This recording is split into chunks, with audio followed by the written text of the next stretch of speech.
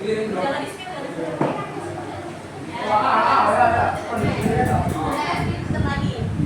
Sekarang kamu dengan papa kamu siapa yang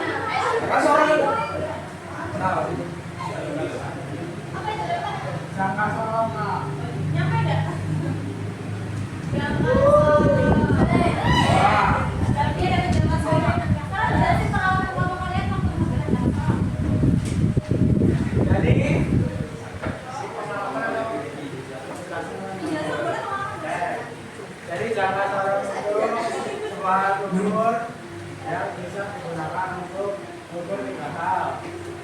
Ya, nah itu kedalaman yang kedalaman ya, terus diameter luar dan diameter dalam.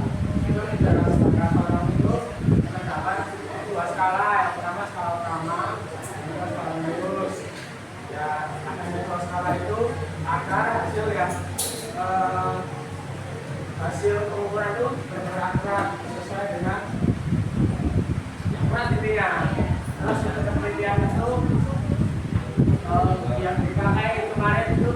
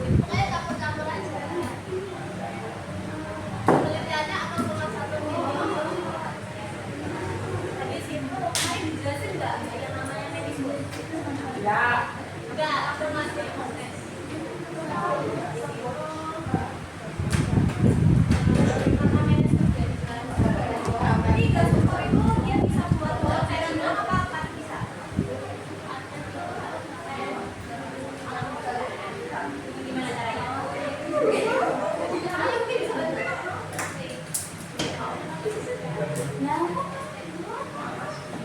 kamu buat berapa dan menggunakan gelas ukur.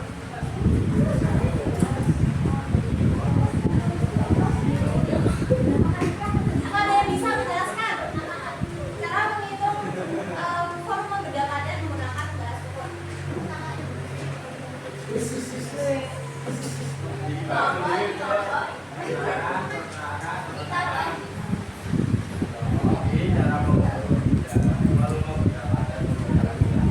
Pertama-tama itu kita memasukkan cairan ke zat cair yang di dalam gelas tersebut. Nah, lalu itu volume zat cair tersebut misal dapat 5 ml. Baru masukkan gula padat yang akan diukur seperti dari ini. Nah, dan volume zat cairnya itu 5 ml. Nah, kalau skala dari zat cair itu bertambah setelah dimasukkan zat padatnya, misalnya bertambah menjadi 7 ml. Nah, tinggal kurangi saja dengan volume awal zat cair. Yang berarti 7 dikurangi 5 sama dengan 2 ml. Nah, Ya, betul ya.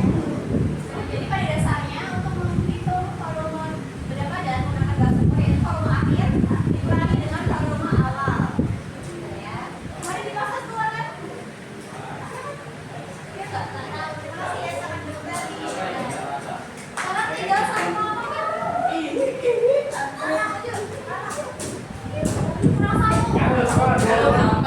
masuk kanan, Kurang teraja.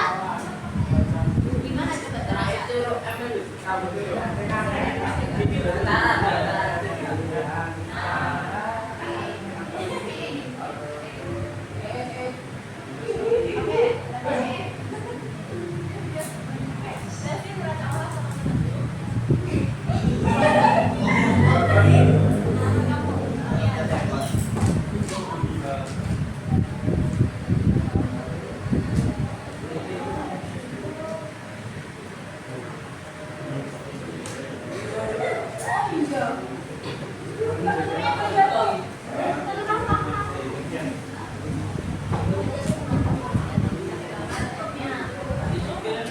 Digunakan apa? Masa sama berat beda ya? Masa beda. Ya. Penelitian dari apa? Penelitian neraca uang.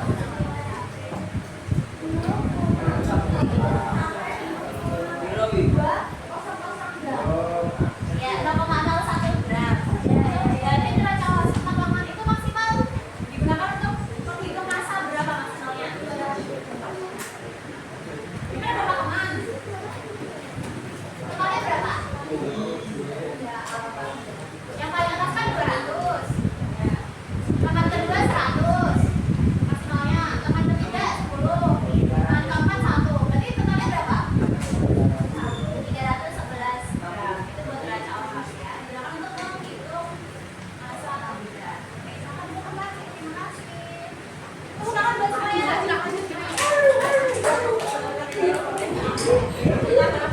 Nanti bisa dipelajari kembali ya untuk masing-masing apa alat ukurnya. Nah, di sini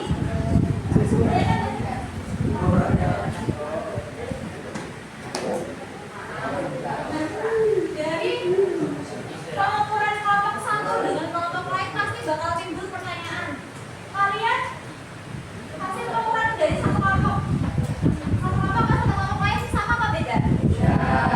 Beda ya. Nah terus kalian pernah terbersih nggak? Itu kok bisa beda itu kenapa ya? Kok bisa ada perbedaan padahal bedanya sama? Pernah muncul hal-hal seperti itu nggak? Nah kalian itu nanti bakal kita jawab menggunakan data medikina yang akan kita gunakan hari ini. Nanti saya panggil jadi nggak apa-apa. Saya bagi dulu buat data mediknya.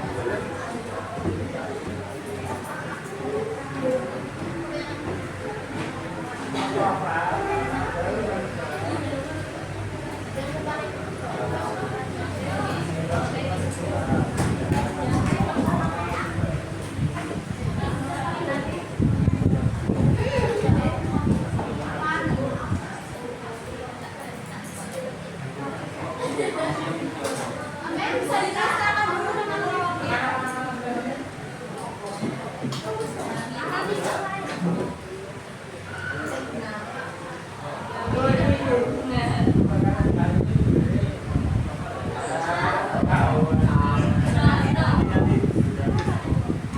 Nanti sudah dilihat semuanya. Buat gambar kerjanya, kalau misal nggak kelihatan bisa lihat di layar ya. Nah di sini topiknya ada yang tahu sebelumnya apa? Ketidakpastian pengukuran. Dari pengukuran yang telah kalian lakukan sebelumnya akan muncul yang namanya ketidakpastian pengukuran, yaitu perbedaan dari hasil pengukuran. Nah di sini kita akan mencari tahu ya, kok bisa ada ketidakpastian di suatu pengukuran seperti itu. Nah tujuan yaitu menghitung ketidakpastian. Kemudian nanti kalian harapannya bisa untuk menyajikan hasil pengukurannya, kemudian menganalisis kesalahan dalam pengukuran yang telah kalian lakukan sendiri. Terus semuanya tolong masuk ke bagian 1. Sudah dibuka bagian 1? Ada yang mau membacakan yang bagian 1? Enggak. Angkat tangan. Kalau satunya minta tolong dibaca yang bagian 1.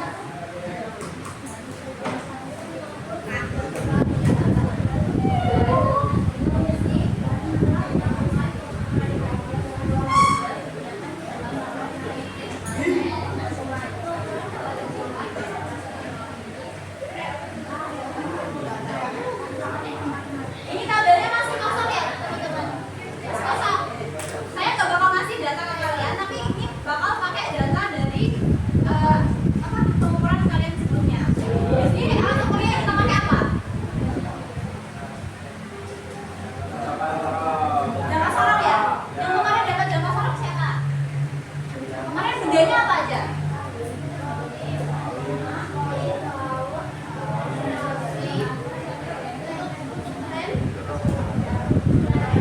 Kelereng ya, semuanya berarti kelereng yang kecil, apa yang besar? Yang kecil, kan? Kita bakal pakai data kelereng.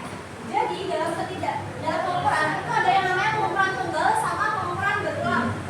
Nah, di sini di LKPD kalian kita bakal mencoba mencari ketidakpastian dalam pengukuran berulang. Dan di pengukuran berulang itu idealnya ada 5 data. 5 kali pengukuran dalam satu benda yang sama. Nah, kita di sini pakainya kelereng ya. Kelereng. Boleh begitu di DPI dari kelompok 1. Hasilnya berapa? Oh, enggak semuanya kayak kelereng. Pakainya apa?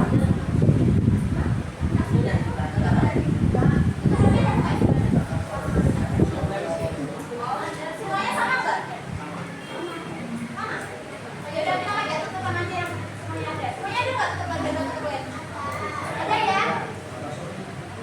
Ada nggak? Jadi banyak kan? Kita pakai tutupan. Ini namanya apa? Iya panjangnya. Dari kelompok 1 berapa hasilnya?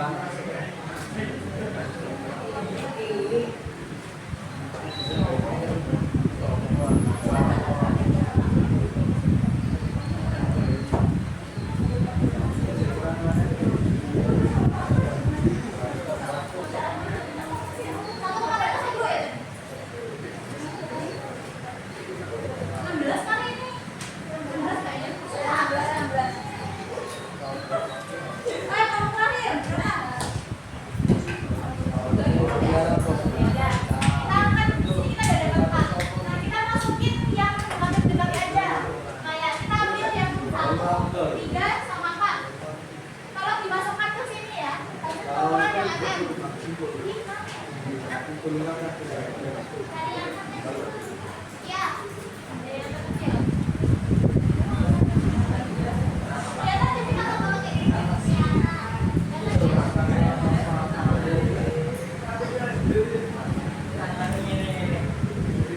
Jadi di sini kita punya data 18,72. Habis itu kita punya data 19,02. Kemudian kita punya 19,25.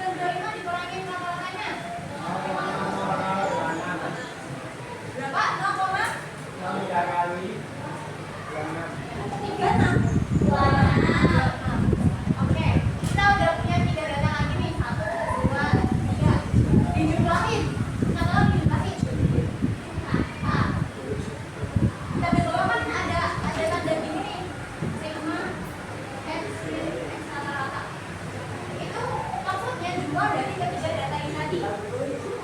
Ya dijumlahin.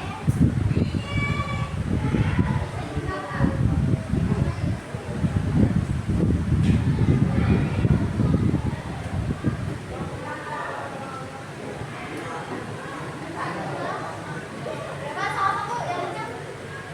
Berapa? 0,2.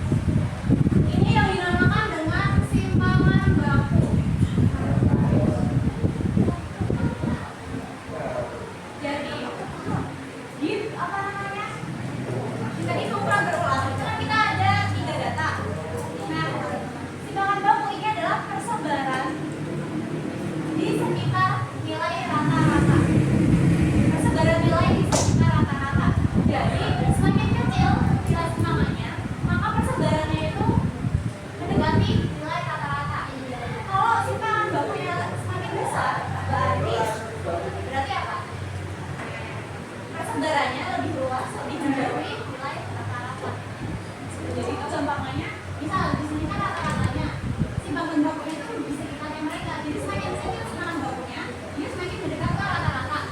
Kalau simbangannya lebih besar, berarti menjauhi nilai rata-rata. Itu udah simbangan baku. Ada yang masih bingung nggak? Semakin besar simbangan bakunya, dia menjauhi nilai rata-rata. Kalau simbangannya semakin kecil, dia mendekati nilai rata-rata. Nah,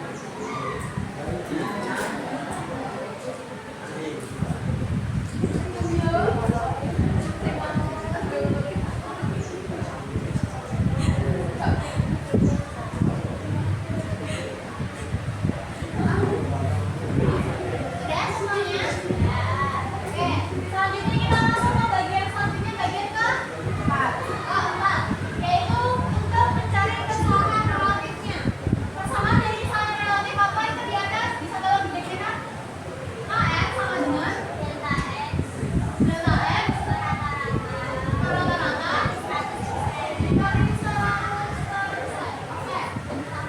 Berarti X kita dapatkan tadi berapa? 0, berapa?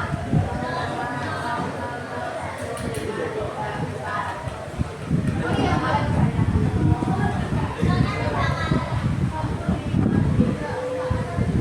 Lama-lamanya berapa? Kakaknya kakak. 0,01.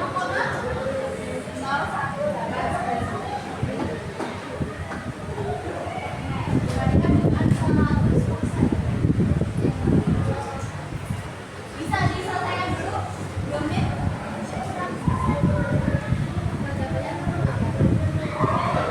Yang lain ditulis dalam pakai masing-masing ya.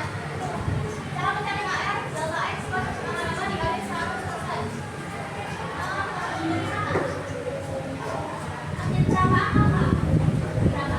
Semuanya dari semuanya. Berapa? Makasih ya.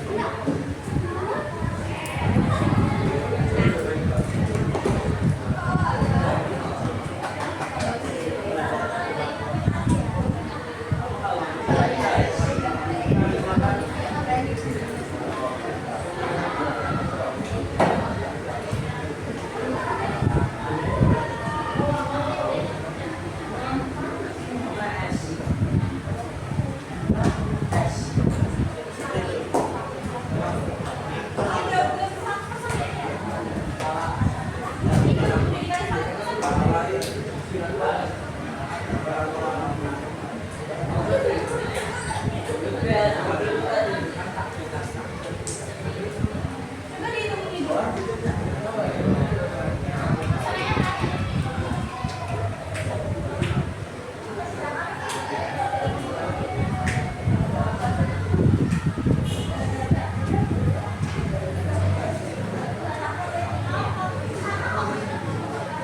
Berarti itu tandanya bagaimana? Berarti gampang ya, biar enggak menimbulkan konsepsi dalam penghitungan KR. Itu kalian hitung ini dulu. Udah dapat kan? Misalnya 5,6 dapat 0,7. Baru dikalikan 100%. Sama ya? Kan kalau 100% dia masih 2. Jadi dia 0,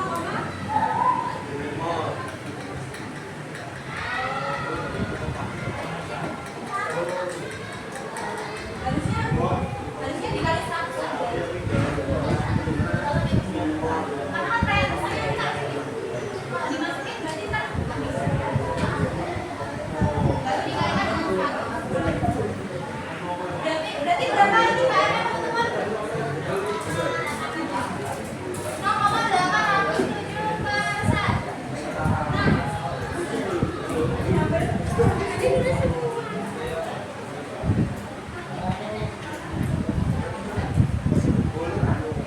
Dalam menentukan angka penting, dalam menentukan KR, untuk angka pentingnya ini kesalahan relatif kurang dari 1%. Kurang dari 1% dia masuknya nanti sama angka penting. Terus kalau 1% sampai 5% dia masuknya ke 3 angka penting. Habis itu kalau dia KR 5 sampai 10% dia masuknya ke 2 angka penting. Terakhir kalau KR-nya dia lebih dari 10% dia bakal masuk ke satu angka penting. Nah, kalau kesalahan relatif kita itu berarti masuknya ke berapa angka penting? Tuh, ke 4 angka penting. Berarti kita langsung masuk ke bagian terakhir. Dalam menyajikan hasil pengukuran dengan ketidakpastian.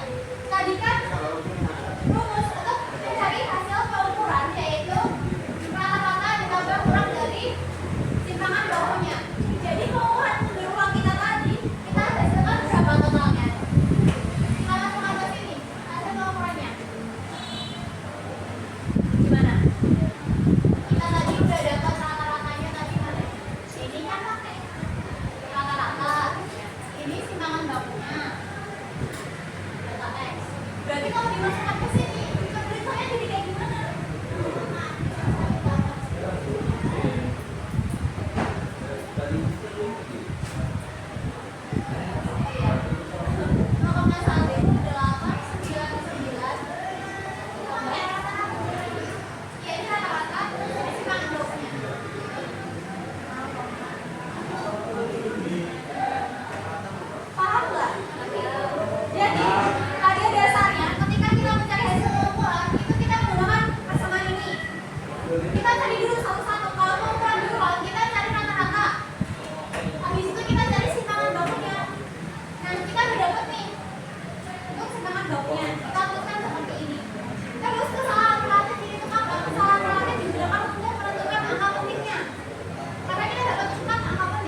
sesuaikan dengan ini. Kalian angka penting udah paham belum? Belum ya? Nanti kita bahas habis ini supaya kalian bisa menentukan angka penting dari hasil kalian di tadi. Sebelum itu, di yang terakhir bagian 6 nanti kalian isi kader ya. Nanti saya memberikan review bagaimana kadernya nanti. Oke.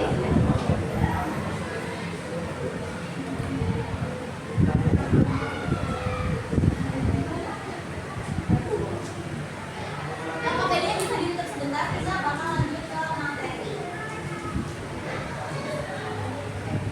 Jadi, pengukuran ini itu nggak bisa lepas dari yang namanya besaran, satuan, angka penting dan juga ketidakpastian.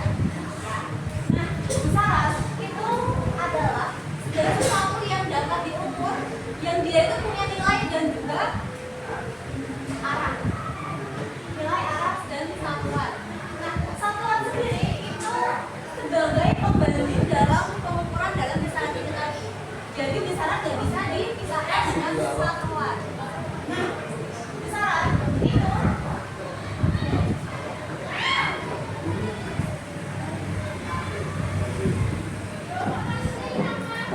besaran tadi apa? Segala sesuatu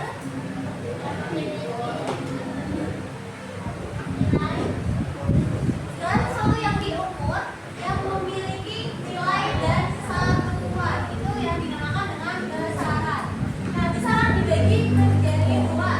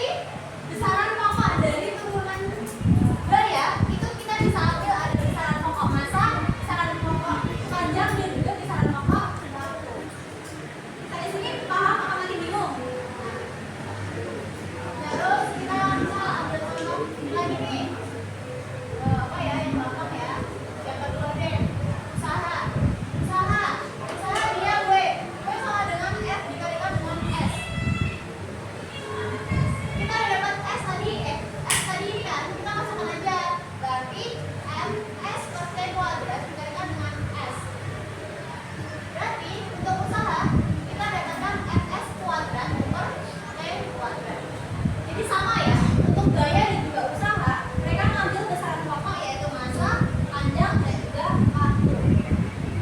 Yang penting kalian udah bisa membedakan mana besaran pokok, mana besaran turunan. Gitu ya. Ada yang bertanya dulu sampai sini? Berarti kalau tadi V itu dia maksudnya besaran pokok apa turunan? Ya, turunan. Kalau percepatan A, dia maksudnya pokok apa turunan? Nah, kalau misal suhu T, dia maksudnya apa? Pokok. Habis itu kalau ini ohm, turunan. Kalau misal ampere ya di sama pokok. Bisa ya untuk membedakan pokok dan turunan ya.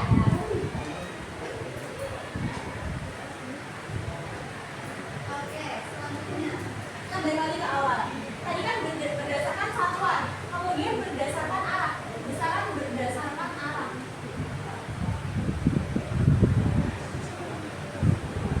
Itu ada yang namanya besaran vektor dan juga besaran skala. Besaran vektor dia memiliki nilai dan juga arah. Kalau skalar dia hanya memiliki nilai aja. Contohnya vektor ini gaya, contohnya gaya. Contohnya adalah gaya. Habis itu kelanjutan.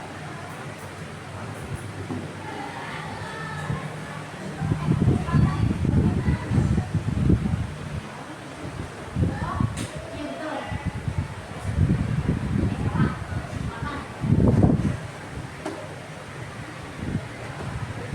Contoh dari skala kelajuan. Ada yang tahu nggak bedanya kelajuan sama kecepatan apa? Ya, kalau misal kelajuan dia pakainya jarak total. Kalau misal kecepatan dia pakainya perpindahan. Jadi misal apa namanya? Rizky. Oke. Misal ini Rizky nih. Dia bergerak ke arah kanan 10 meter per sekon. Kemudian dia bergerak ke kiri 10 meter per sekon. Berarti kita bakal mencari kelajuan dan kecepatannya. Untuk kelajuan meskipun simbolnya sama tapi berbeda ya. Kita cari kelajuan dulu. Berarti P sama dengan S per C. Karena kelajuan kita pakainya jarak total, berarti S-nya berapa? 20. Coba gimana? Meter dalam waktu 10 detik. Berarti T-nya berapa? 10. Didapatkan kelajuannya 2 meter per second. Nah, untuk kecepatan itu kecepatan tadi pakainya perpindahan ya. Kalau perpindahan itu kan posisi awal dan posisi akhirnya yang dilihat. Kan posisi awal dia ke sini, tapi posisi akhirnya dia di sini. Berarti dia jaraknya sama apa beda? Sama ya. Dia diam. Meskipun dia ke sana 10 meter, tapi dia balik lagi 10 meter. Dia di posisi yang sama. 0 meter. Berarti S per T dengan 0. T-nya sama. Dia bedanya kalau misal kita mau cari kecepatan ini ke sini, bisa kita pakai 10. Kan dia balik lagi ke 0. Berarti kecepatan ini ya 0.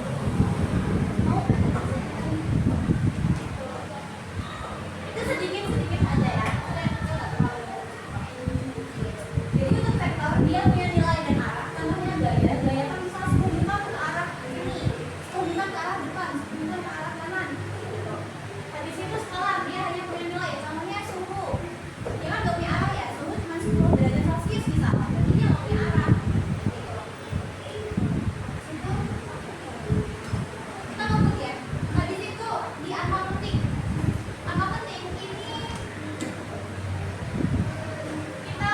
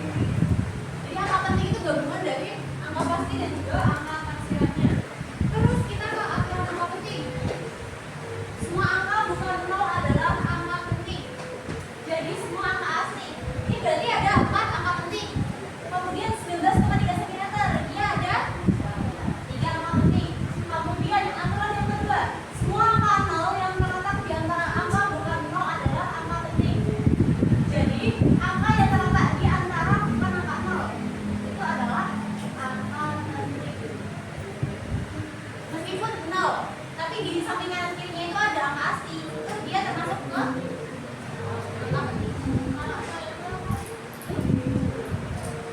Misalnya ini 0 gitu ya? Bukan, berarti cuma 3 angka penting. Jadi 0 bisa disebut angka penting kalau kanan kirinya ada angka asli. Gitu ya. Terus aturan yang ketiga, angka 0 di sebelah kanan angka bukan 0 tanpa tanda desimal adalah bukan angka penting, kecuali diberi tanda khusus. Jadi contohnya nih, 45.000. Dia nolnya kanan kirinya udah ada angka asli nih. Berarti dia cuma 2 angka penting. Beda lagi kalau misal nolnya itu ada garis bawahnya atau garis atasnya. Itu masuk ke angka penting. Ini ada 0 dan 3 angka penting. Ini juga garis bawahnya berarti 4 angka penting. Selanjutnya aturan yang selanjutnya, angka 0 di sebelah kanan tanda desimal dan di sebelah kiri angka bukan 0 adalah bukan angka penting. Jadi angka 0 yang di sebelah ini itu bukan angka penting ini. Angka pentingnya yang ini yang depan aja. Itu pun juga ini. Kan ini bukan angka penting. Terus nolnya kan di antara angka pasti ya. Berarti dia disebut angka penting, berarti ada 3 angka penting. Kemudian aturan yang terakhir, semua angka di sebelah kanan tanda desimal dan mengikuti angka bukan 0 adalah angka penting. Jadi habis desimal, tapi dia mengikuti ini masuk ke angka penting. Nah di sini nih kan 0,003200, kanannya itu angka penting, kirinya dia bukan angka penting. Jadi kalau mengikuti dari angka asli dia termasuknya ke angka penting kalau di desimal. Kalau di belakangnya dia bukan angka penting. Tadi ini nanti bisa dibaca-baca ya. Tadi itu jenis-jenis kesalahan. Tentu aja waktu kalian melakukan pengumpulan, tadi kan muncul pertanyaan kok bisa berbeda-beda ketidakpastiannya apa yang menyebabkan hal itu.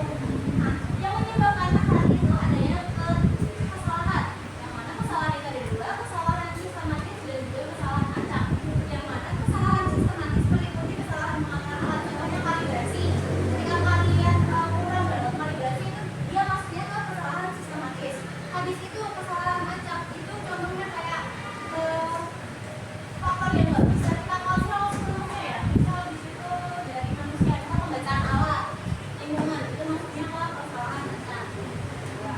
Kemudian ya nanti kita masuk tadi kita sudah sempat singgung ya tentang pengukuran di awal, yaitu ada pengukuran, ada tunggal dan juga berulang.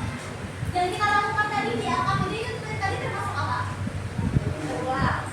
Karena ada lebih dari 1 data. Kalau ketidakpastian tunggal, pengukuran tunggal itu ada hanya 1 data saja.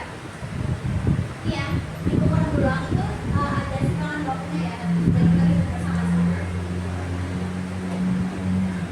Kemudian ada yang dinamakan ketidakpastian mutlak dan juga ketidakpastian relatif. Tadi kan angka penting kan ada angka pasti dan juga angka taksiran. Angka taksiran itu nama lainnya ketidakpastian mutlak. Jadi ini bisa disebut ketidakpastian mutlak dan juga angka taksiran dari angka penting. Nah, untuk mencari ketidakpastian mutlak ini biasanya digunakan untuk pengukuran tunggal. Jadi tiap alat ukur pasti beda. Contohnya tadi tadi misal jangka sorong. Jangka sorong ketelitiannya 0,1. Berarti ketidakpastian mutlaknya berapa dia? 0,1 dibagi 2. Berapa? 0,05. Itu ketidakpastian mutlaknya. Jadi misal kalian hasil pengukuran dari jangka sorongnya tadi kan ini 19,64 ditambah ini tadi ketidakpastiannya 0,05. Sama kayak itu kan tadi sesuai sama ini ya. Misal tadi kan itu X-nya tadi 19, berapa tadi itu yang aku tulis? 19,64. Sedangkan ketelitian jangka sorong kan 0,1. Tapi yang ditulis di sini bukan ketelitiannya, tapi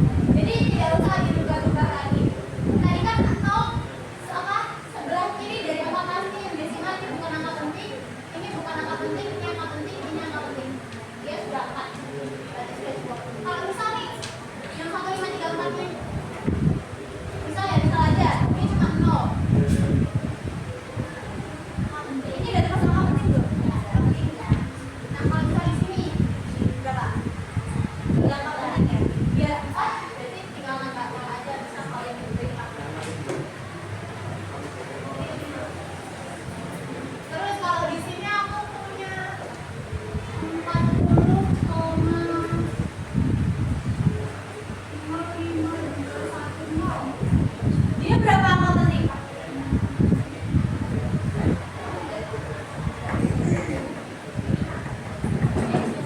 Ini koma ini, koma. 4. Ini semuanya angkatan ini. Iya. Terus kalau ini kan ini, kalau dia nggak ada komanya, dia berapa angkatan nih? Nah, nah dong kan 1, 2, 3, 4, 5, 6 ini bukan angka ini.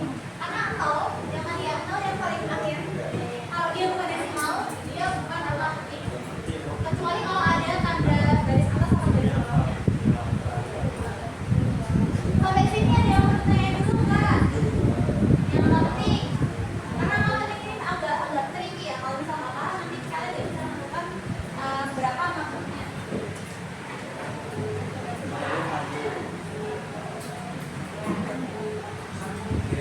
Oke, kita sudah selesai ya. Itu kan di AKBD ada bagian 6. Itu diisi sendiri-sendiri ya. Nanti diserahin ke saya lagi waktu yang 1 DP. Kayak gitu. Untuk pertemuan selanjutnya nanti kita belajar terkait notasi ilmiah dan juga dimensi. Sampai sini apakah ada yang mau ditanyakan terlebih dahulu? Tidak ada?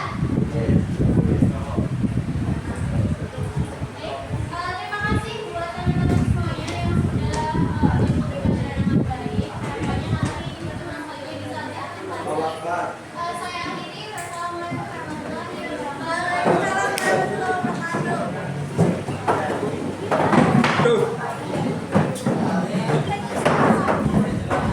Lala, gaya.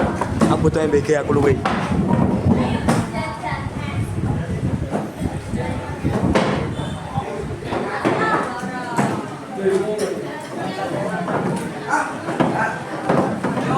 Biar nih. Iya.